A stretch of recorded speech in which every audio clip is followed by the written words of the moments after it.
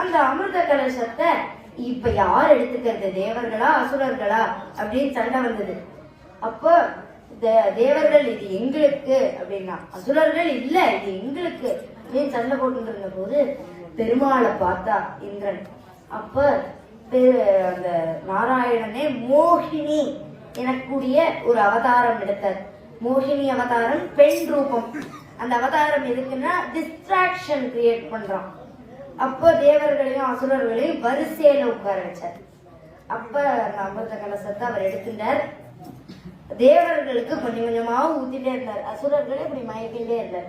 அப்ப அசுரர்கள்ல ஒருத்தனான ஒரு அசுரன் அந்த தேவர்கள் வரிசையில போய் உட்கார்ந்துட்டான்.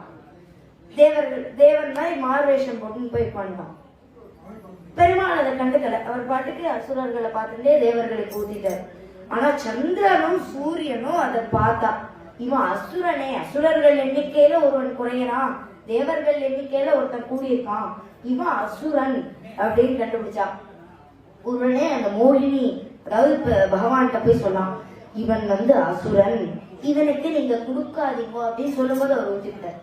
அதை அவன் லேசா பருவம் பருகிட்டான்.